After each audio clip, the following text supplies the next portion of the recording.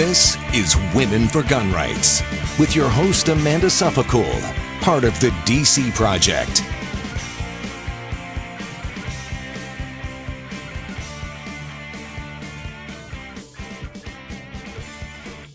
Let's just go right to there. There we go. I've got something going on with a setting that I have no idea if you can hear me on one of the screens, and so I'm just not even going there. So I was going to do an introduction and surprise you with our guest, but we'll just go with, if you do not know her, polka dots are her camo. Cheryl Todd from Gun Freedom Radio is our guest today. So hey, Cheryl. Hey, Amanda, thank you so much for having me on. And everything about this show is so beautiful. I love the graphics. I love the music. This is so exciting that you have put this together to highlight women who value our Second Amendment rights. This is amazing. So, well, I'm glad that you are on it because you are one of those women that are making a mark across the country. And so that is really the purpose of this Women for Gun Rights show, is to talk about the amazing things and the amazing women who are doing them. And so I cannot use the word amazing enough. So Cheryl is the state rep, the state director for the DCProject for the state of Arizona. She is also a business owner for a couple businesses.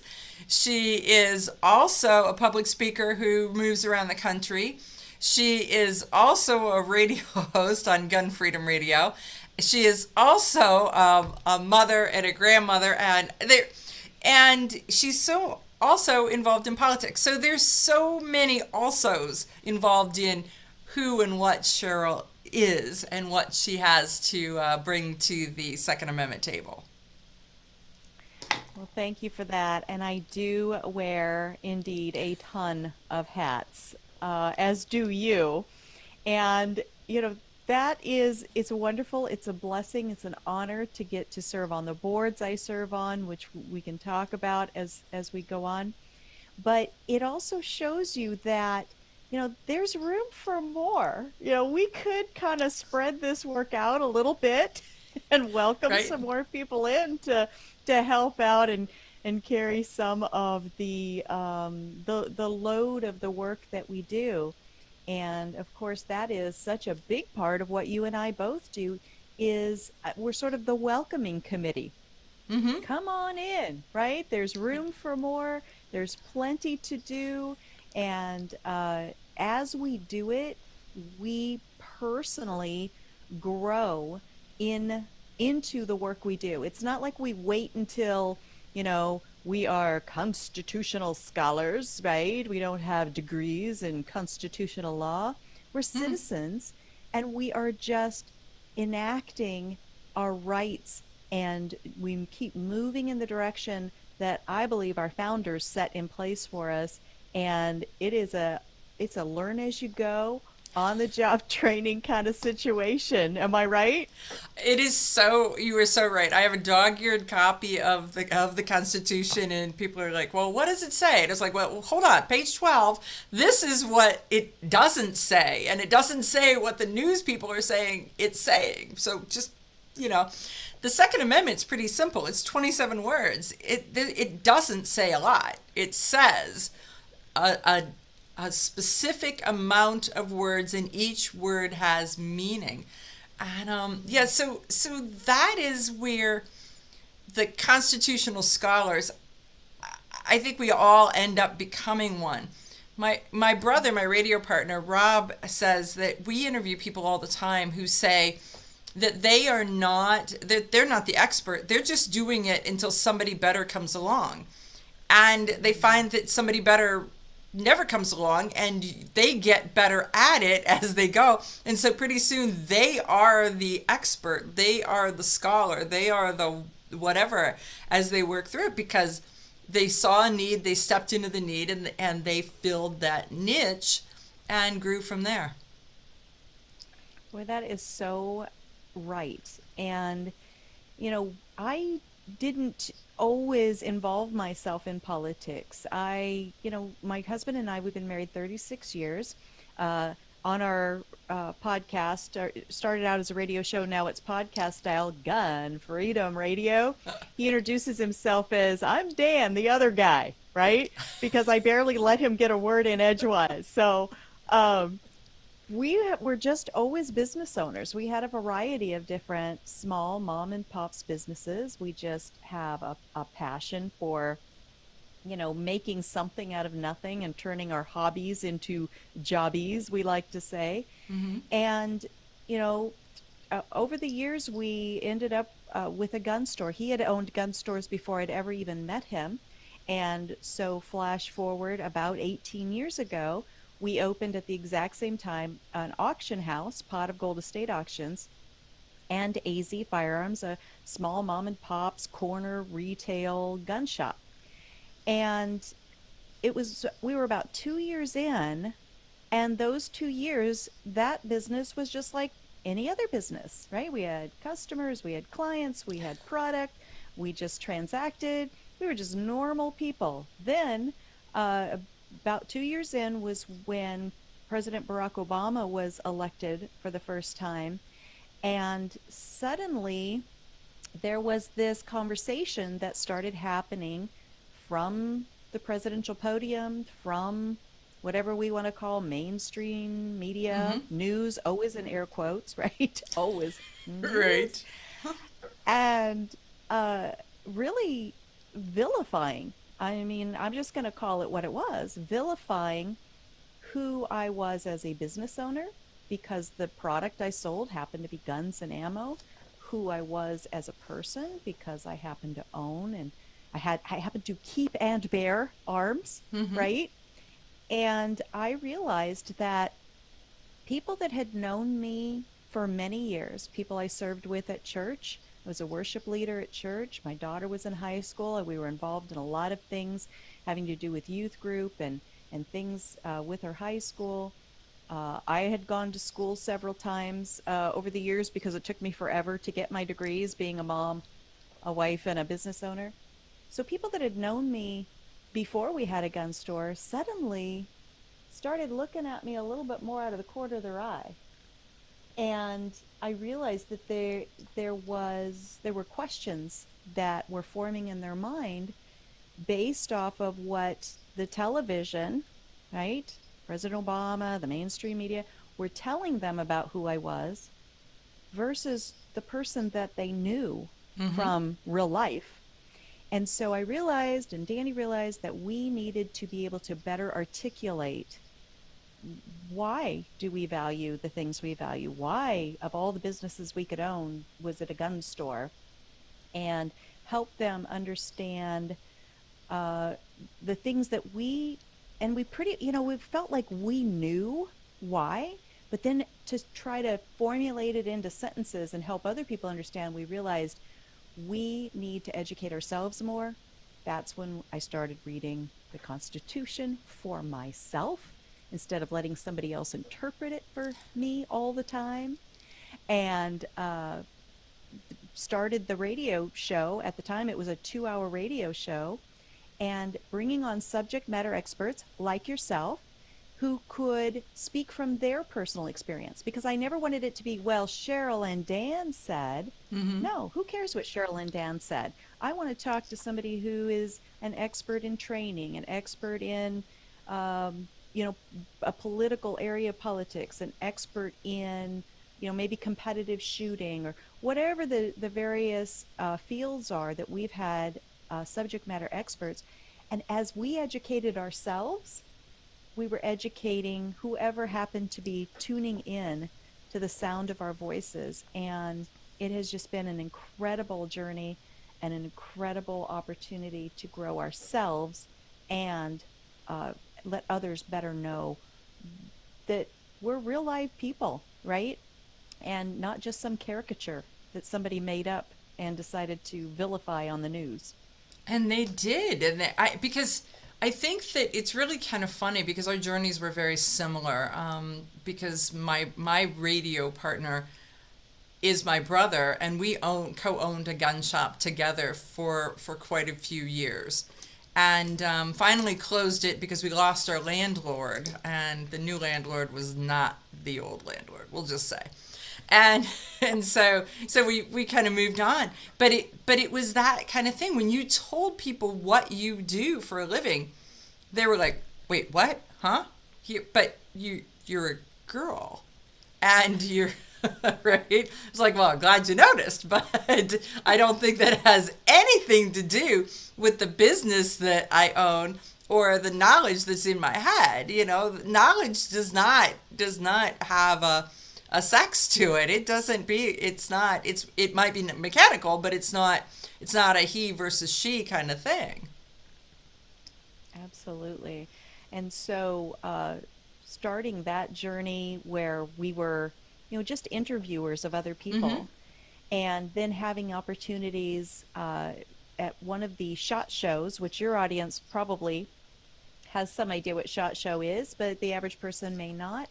It is a huge industry and trade show that happens in Las Vegas every year, where manufacturers of guns and ammos and accessory get together and network and do business together and that sort of thing.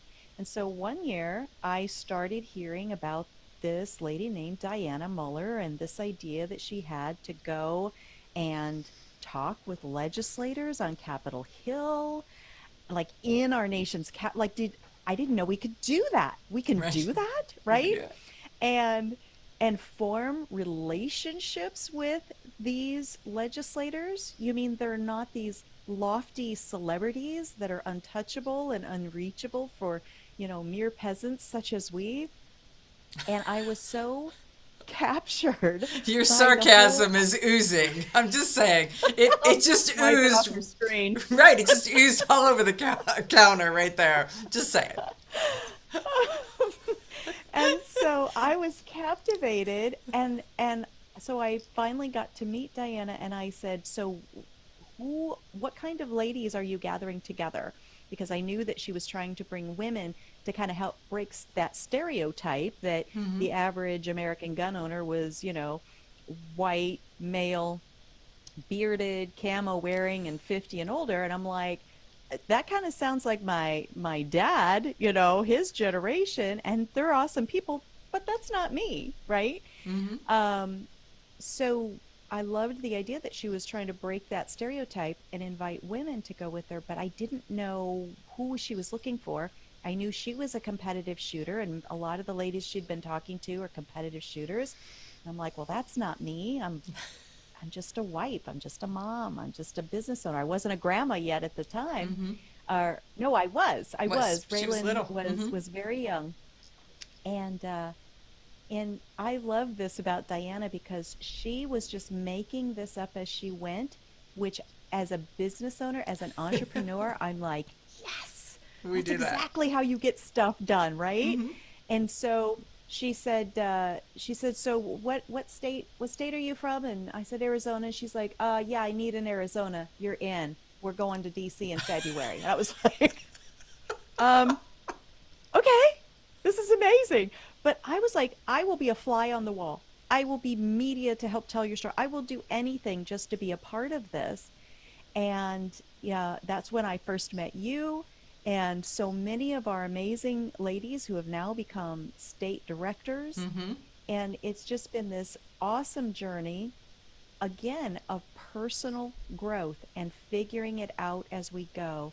And I love that Diana, she didn't stop with, well, I'm one person, so what can I really do to impact this conversation? She said, I'm one person, and I know more one people. I know Amanda, I know Cheryl now, and I know Gina in California, and I know, on and on and on.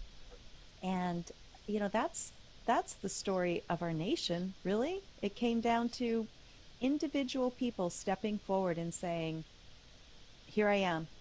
Let's do something. Let's do something. That first trip, the world we want to see. That first trip, there were a dozen gals who went, and the thing that got me was I too was there, and it was okay, I'm from Ohio. We don't have metro stations. We don't have, you know, I don't know that until I got to DC I'd ever been in a cab, right? We have cars. We drive everywhere on our own. So the fact that we had to go there to figure out how to go there, to take the girls when everybody was coming. We're moving the troops, and the first time we were like, okay, let's figure this out. And I remember somebody getting on the metro and the metro leaving, and the rest of us were like just going, I'm not sure where she's going, but we're not with her. So hold on. We'll catch up with you. Tell us where you land, right? But it was that kind of a thing where, okay, we're going to go. We'll figure it out. And once we figured out, okay, nailed this. Now move on. What are we going to do next? Let's figure it out. What are we got to do next?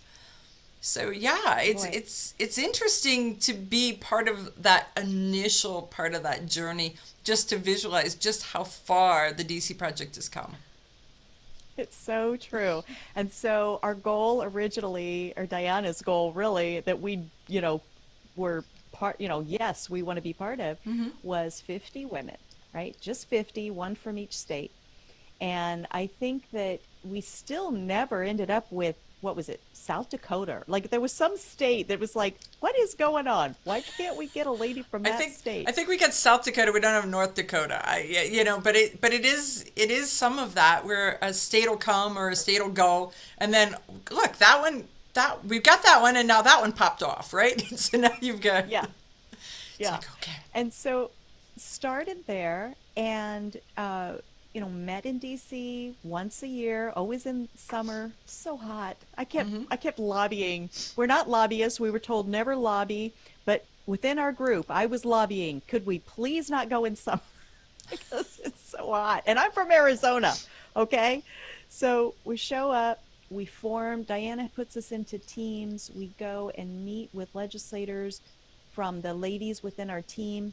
So people that come from maybe New York, maybe if we're in a team together, they get to experience my legislators from Arizona, which right now we've got two senators that are, one is squishy on guns, and Kristen Sinema, and one is horrible on guns, just got elected, Mark Kelly.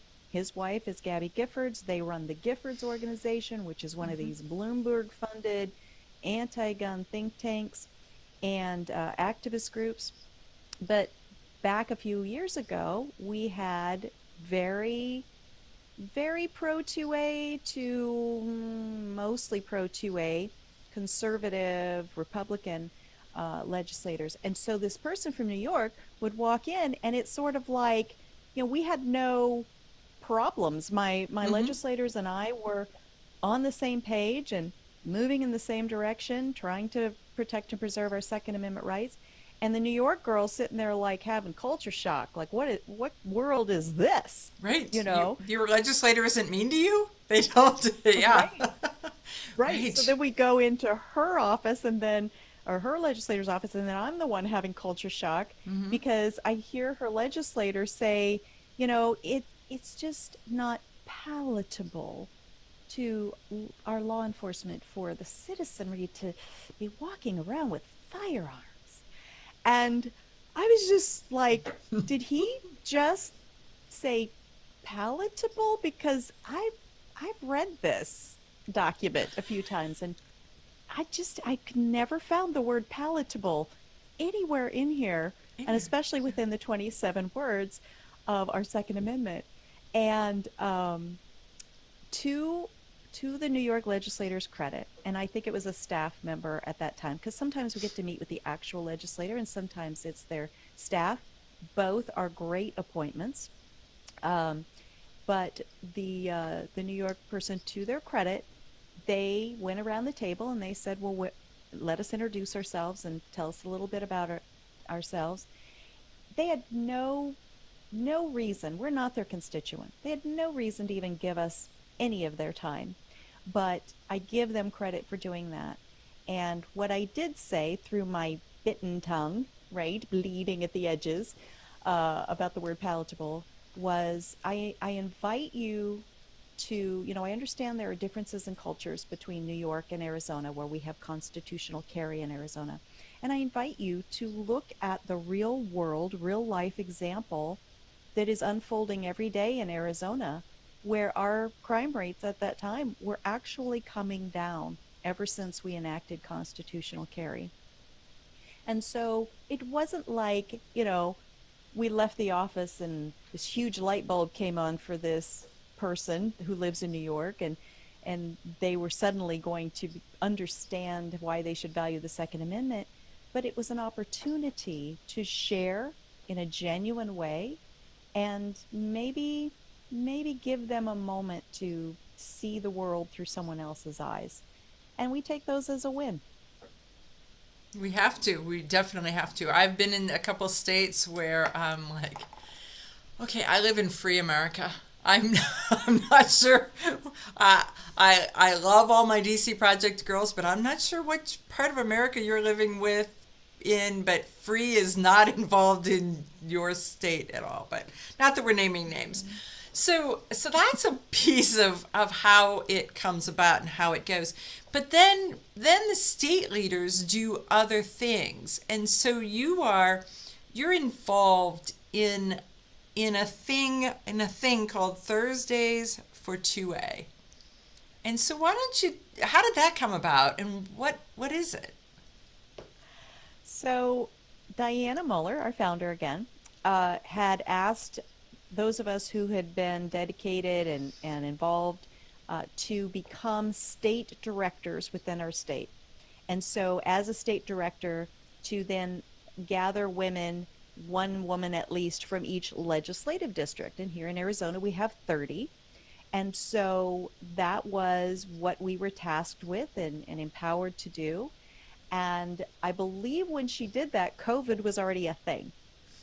And so I had set up a date on my calendar. We have a meeting space at our auction house, and I was going to invite as many women, because our state's not huge, but it's a consideration. Not everybody can drive and meet at the same place, but to come and meet in person and start to get to know each other and start to build this group and make it a cohesive unit.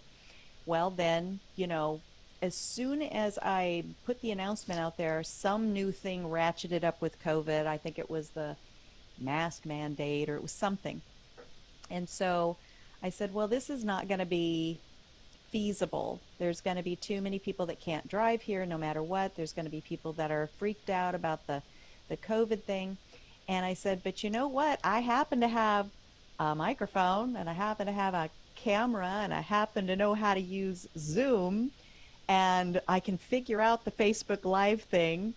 And so, with my right arm for everything, my daughter Cassie, she and I sat down and said, you know what, let's have a meeting this way. We'll have a digital meeting. It's all the rage, everybody's doing it. And originally, I was trying to just open it to women who I already knew from Arizona, the women that I would have invited here physically to the meeting.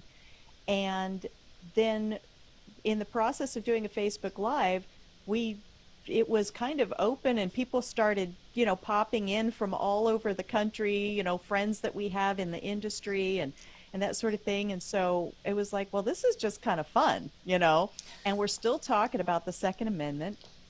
And so it's just kind of become every Thursday that I can.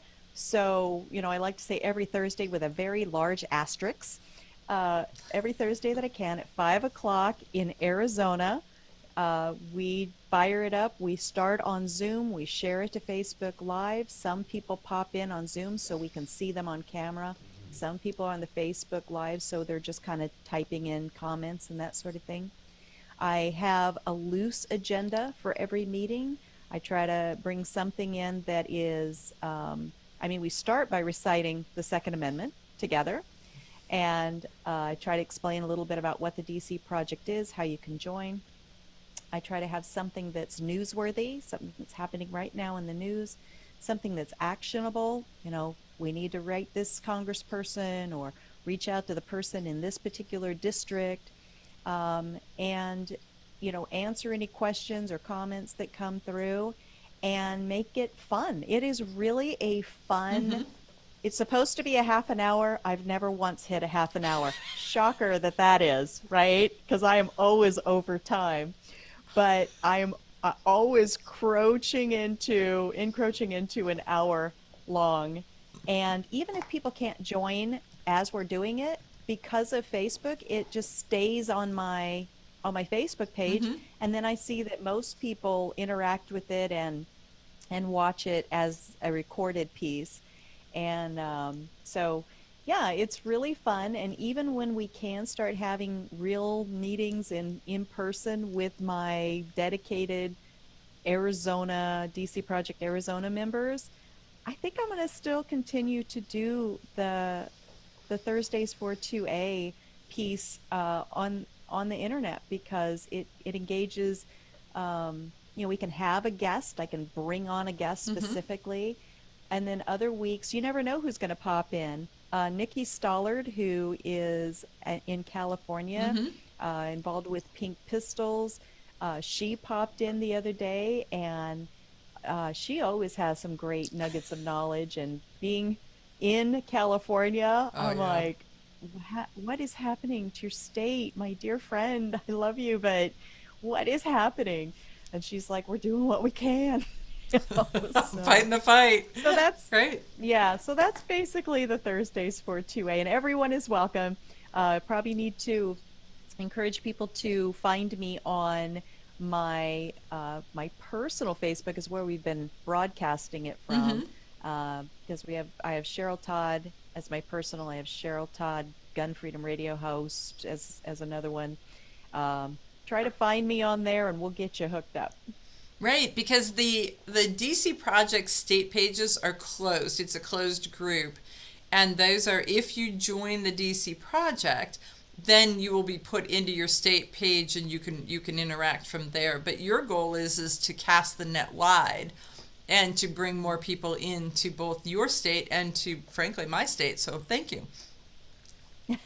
You're welcome. So And that's the thing. It was unintentional, but since it just sort of naturally moved in that direction, I'm like, that's what we're all about, right? We are making it up as we go. We are a work in progress, and it's a great way to engage people. I think just like this show that you're doing, people can safely peek in. They're not obligated to do anything, right? They can peek in, find out that we don't have horns sticking out of our head and right. 4 or 5 arms sticking out of our back. We're just normal everyday people, and so totally welcoming. We are non-denominational, to borrow from my Christian background, right? We are nonpartisan.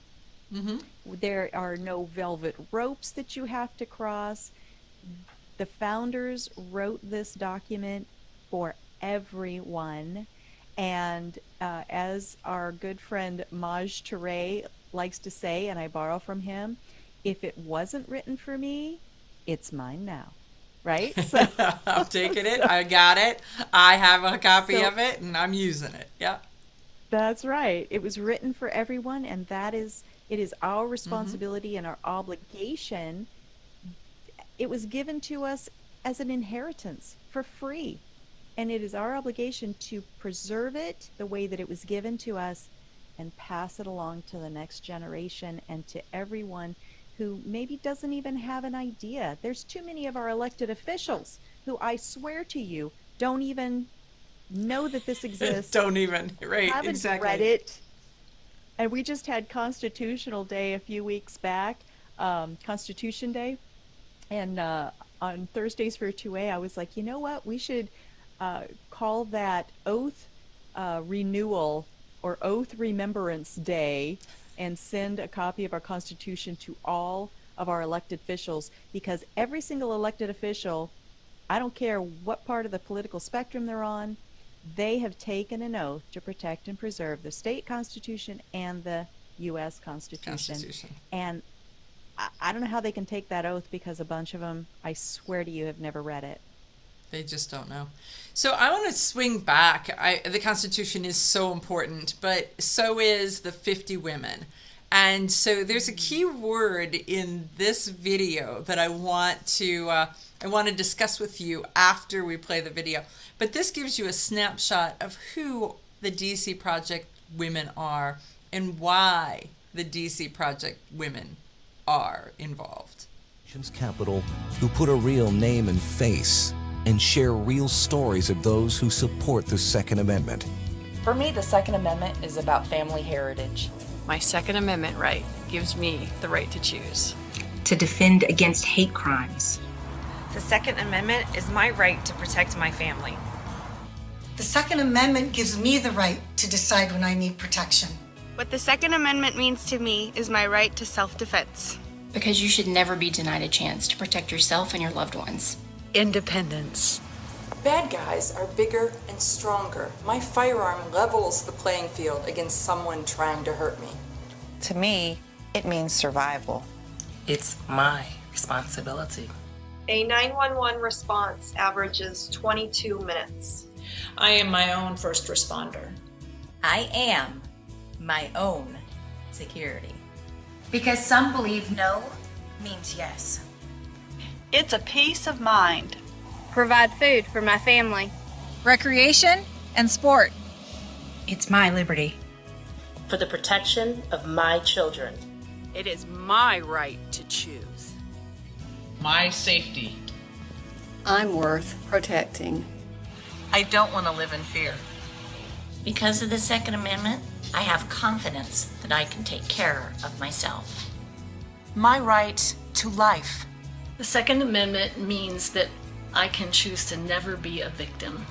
I refuse to be a victim. I don't want to be a victim. I want to be prepared and well trained. It's all about liberty. The Second Amendment gives me confidence in our nation's present and future. Gun rights equals women's rights. Because girls matter. What the Second Amendment means to me is legacy. Legacy. And ecstasy. The Second Amendment is my birthright as an American. And mine too. These women gather once a year from across the nation to represent millions of others who believe in the sanctity of the Second Amendment.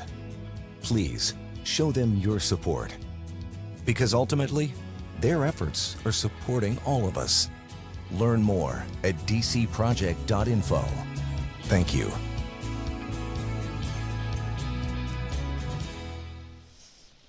I absolutely love legacy. Oh, thank you. Boy, that was a flashback. That's everybody calls her Blueberry Ray. Mm-hmm. And she's my older granddaughter, and we now have, and she's 7 now, and we have a 2-year-old that we call Poppy Seed Kinsley, Poppy Seed Kins.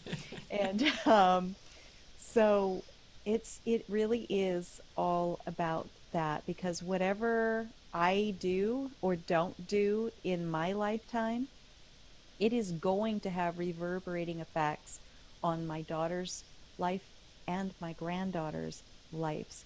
And I cannot stand still and not do everything I can do, because at some point they're going to look back and hopefully they're going to say, thank God my mom, my grandma, all of her friends in the DC Project stood up and protected our inheritance. Hopefully that's what they're going to say. But I'm fearful that they could live in a world where they're going to say, what were you people doing? What? You know, why didn't you take it more seriously? Why didn't you get involved and help preserve this unique, precious, one-of-a-kind experiment in freedom that we were fortunate and blessed enough to be born in? But our little DC Project trifold that we take around with us and hand out, I just absolutely love this picture on the back, because of course that is me with my Blueberry Ray. Scoot it over a little bit more, closer to the mic. There you go. Oh, okay. There it is. There you go. But it encapsulates exactly what we are called to do. Take the hand of the next generation and lead them and guide them and show them what needs to be done to protect and preserve our liberties. Right, because then they can't say, "Well, Grandma, why didn't you get off the sofa sooner?" Right? Why didn't you get involved sooner? Why didn't you notice sooner that things were going south? However that is. But it's amazing to me how fast the DC Project has grown, because it was initiated in 2015, and here we are 6 years later, and we're now with most of the states populated, and I don't know that we'll ever be able to say every state populated, because it kind of comes and goes as state leaders. But we also have, each of the states now has a group of people that Diana's original charter said, one person from each. She's stuck on this number one. One person from each state, one person from each congressional district, one person from, and it's not stopping at one, because people are like, hey, I've got 2 friends and they live in the same district. Can they both join? Sure they can. We'll make room. This is a big tent. We'll make room for them. And I think that that's critical. So recently, you have been, because as I introduced you, it was public speaker Cheryl Todd. And recently you have been out and about speaking, and I know that you have spoken as like the keynote speaker at a variety of different things. I have a video of you speaking at the Capitol, but I know that you were at the Defending Freedom Action Summit. So tell us about the things that you do, the places that you go, and the reasons that you publicly speak. Well, the fact that I have become a public speaker is another one of these, I would have never seen that. I would have never been planning for that kind of moments, because interviewing other people, again, I didn't want people to say, well, Cheryl said, or Dan and Cheryl said. And so when I first started getting invitations to speak, I'm like, well, what do I have to say? I'm the one that asks other people what they have to say. But I realized that as I said yes, because there is no other answer. When someone asks you to use your voice, the answer is yes.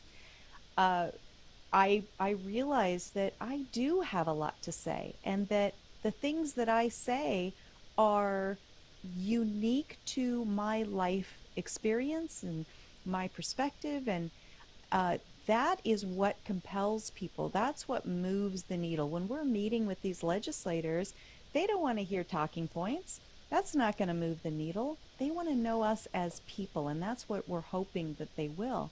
So as I've been invited to speak different places, speaking on the lawn of the Capitol building, I have been honored to do that. The first time was with the DCProject. I was able to do that with a big Second Amendment rally group formulated under a bunch of people, but I'll show you the logo. It's just this very simple logo, and we didn't want anyone to, if we attached a group to it and somebody didn't like that group, we didn't want to deter from it. We wanted it to be as inclusive as possible. I was asked to speak, and again, you could knock me over with a feather, at the 10th anniversary of the Heller versus DC court case, Supreme Court case, standing on the steps of the Supreme Court of the United States. I'm giving a speech. What is this amazing opportunity? And so I was able to speak from the perspective of, mom, wife, grandma. The Defending Freedom Action Summit, I've spoken there a couple of times. I have spoken at the NRA Women's Conference every year, Leadership Conference. And every time I do that, it's so humbling, and I start with the thought process of, what do I possibly have to say? And then I get inspired by the other speakers. You and I both have spoken at the Gun Rights Policy Conference multiple years. We usually end up on the same panel. Mm-hmm. You know, they kind of have a women and guns theme that has been running. And, you know, sometimes the things that I think I'm going to say, I'll hear you or one of the other ladies get up before me, and I'm like, I just had a whole new thought process come to mind. And not only is it great to get to express myself in those ways, but the people that you can see what I say is going to reverberate and resonate with some people and not with others. Mm-hmm. And then you're going to get up and speak, and what you say is going to resonate with some people and not with others. And we see the need for the diversity. And even that word has been hijacked, and it's grown to mean just something you could look across the room and see, you know, some physical attribute or color of our skin. And that isn't what it means in this space, in the Second Amendment community. Diversity means, you know, where we've been in life, who we've interacted with. There's a phrase that I love that says we are, all of us, patchwork quilts of every person we've ever met. And I really believe that. And so, you know, I'm giving, you know, some people at like the Gun Rights Policy Conference, maybe a new little piece for their patchwork quilt for their life. And they're definitely giving me pieces for my patchwork quilt. And when we are able to connect in that way, we are unstoppable. We are a force to be reckoned with if we would just really stand up and use our voices and not shy away like I was tempted to do initially and say, well, I don't have anything to say. Yes, you do. Everyone does. Well, and it's back to that you become the expert by doing it long enough. And so that's what changes the dynamic so much. It's like, okay, step in. You don't learn how to be an Olympic swimmer by standing on the dock and waiting, you know. First, you got to learn how to get wet. About it. Right, you got to learn how to get wet. Then you got to learn how to swim. Then you got to learn how to keep going, right? And it's sort of that that piece of it. So the more that you do, I guess that one of the statements that has resonated with me is the harder I work, the luckier I get, right? Because people are like, you're so lucky with these opportunities. And I see you, and we live at different ends of the country. And I see you, and it's like, oh, there she goes again. I need to up my game, you know? And it is this friendly rivalry, camaraderie, because I know that if I need something, I can pick up the phone and call you, and vice versa. But at the same time, it's like, hey, she's getting ahead of me. I gotta keep up. Absolutely. I feel exactly the same way. And it's so encouraging, really. And when you see the women that Diana has brought together, we are a whole bunch of type A, driven, outspoken women. And you might think that would be a recipe for disaster, right? And instead, it brings together women who inspire each other, you know, that if we feel challenged, it's to up our own game, right? To improve our own best. Never, you know, to lift ourselves up by pushing anyone else down. And I mean, that is that example of, you know, leadership trickles down, the culture trickles down from the top. And you know, Diana holds things loosely. She's not territorial. She is just about, you know, hey, you're good at this. Go, do it. Run with that. And so, yeah, when I see you go and do and be, if anything, I feel like looking at myself in the mirror and going, what have you done lately, Cheryl? Could you get with it? Because I have a hashtag. It's my own personal hashtag, and that is, I want to be like Amanda Suffecool. And so, you know, once it's in hashtag form, I mean, it's like law. You gotta stick law. with it. Sure. You made the T-shirts, and Charlie Cook wore his T-shirt to the Mag 40 Masad Ayub class, and Masad's like, "There's a story here somewhere." That was so fun. That was at one of our AmCons, which you and I both are on the organizing committee for that, which is, an annual event where we are encouraging citizen journalists and people in the pro-Constitution, pro-Second Amendment world to, learn new tips and tricks and tools and techniques. And so we had voted to honor you as the award winner, the biggest mover and shaker of the year. That was an easy, hands-down decision. And I thought, what a fun time for me to give everybody secretly one of these hot pink T-shirts with this. Really, they almost had to break that hashtag into 2 lines, but I was like, no, make it fit. Hashtags are 1 line. Hashtag I want to be like Amanda Suffecool. We tried to squirrel you out of the room so I could hand everybody their T-shirts and tell them, okay, put them on so when she walks in the room, here we all are with our bright pink T-shirts on. And the only challenge wasn't handing them out, wasn't getting people to put them on over their suits and their dresses. The challenge was keeping you out of the room long enough because you have things to do, you got places to be, and you had to be on that podium. And that was so funny to me. So it was like, well, okay, here's half your surprise. It was great. It was great. And pink is my color because I don't. As you watch this show, you'll see that I really tend to gravitate toward pink, and with my blonde hair, I tend to look a little bit like a bonbon. But other than that, it's beautiful on you. And speaking of color, the teal, right? Your background is teal. I'm wearing teal today with my polka dots. Right. And that is something that Diana is trying to be very purposeful about. And I like to hold these little placards up when I'm doing my Thursdays for 2A to show this is what we're trying to counter. This. Scoot over. Yeah. Closer to the mic. Yeah, there you go. Okay. The red shirt. Yep. The red shirt demanding mommies. Yep. Look at them sitting there with their backs turned to everybody. They don't look very friendly, do they? But then look at this amazing group of people. Look at these ladies.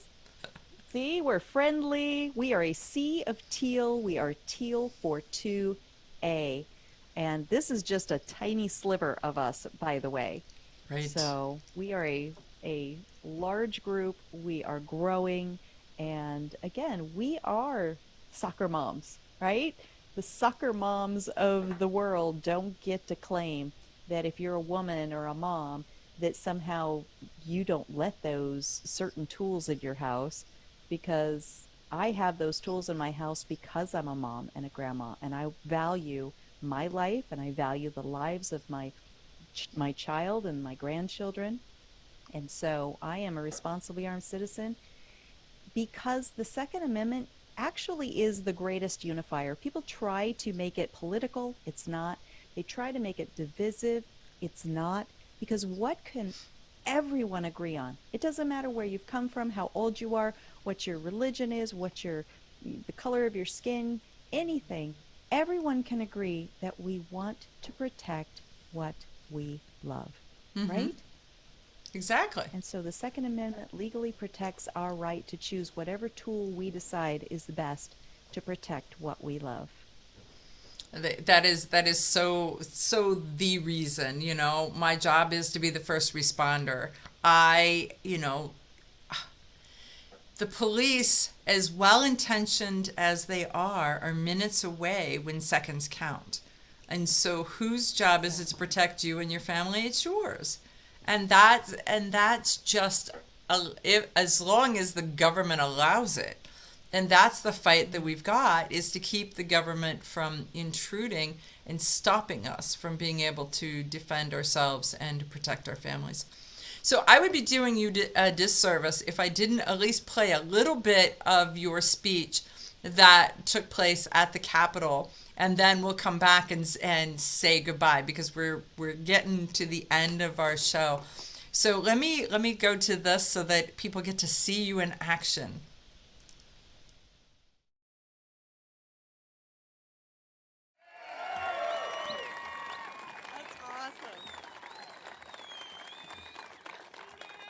Well, hello, hello, hello. And he didn't say it right. It is Gun Freedom Radio. All right. Always got to get that out of my system. Well, I am so honored to be here today. And when I look out across this crowd, you know what I see? I see leadership, right? So that's what I want to talk to you about today is the idea of leadership. I am indeed a Second Amendment advocate, but I have spent my life studying business and psychology. And one of my mentors in those fields is Dr. Henry Cloud, and he summed up leadership in one simple phrase that has been a guiding force in my decision-making in how my husband and I run our businesses, my actions in both hiring and firing, and in how I interact with my elected officials. This phrase is both brilliant and simple, and it is, you get what you create or what you allow. If you are unhappy with your current situation, this phrase tells you exactly where to look for solutions, and that is at the person we see every time we pass a mirror. That is you, and that is me. Right? Too often we point our fingers at the people who work in the building behind me and at the media and at the whole litany of thems and theys, right? Who are eroding our rights and infringing on our liberties. And there is definitely... Well, I'm going to come back to that. So if somebody wants to watch the whole thing, and you should, it is on the DCProject page as a speech that is loaded for the YouTube for DCProject, so you can see, so someone can see Cheryl in action and all of the little kernels of wisdom that you impart as you speak. Well, thank you so much for that. Boy, that was a neat memory because that day happened to fall on my dad's birthday. It was on November 2nd. And he has since passed away. And so watching that, I just was having all of these memories come back to me. And what an awesome moment. And he is who instilled in me so much of this, this feistiness, I guess, if you want to call it that. There is, there is right. And, somebody's got to do something about it. And it turns out, somebody, always, the whole time I was growing up, somebody was always that person in the mirror. It was always me. So thank you, Dad, for instilling those things in me. Well, that is great. And we're going to end the show right there because you are your father's daughter, and he would be so proud. Continued. I'm sure he was proud while he was around, and now he's watching down and watching you accomplish more and more. And so Cheryl Todd from so many different organizations, but we'll just stick with the DCProject, State Director for the state of Arizona. Thank you so much for joining us on Women for Gun Rights. Thank you for having me. This was awesome. Thank you, Amanda.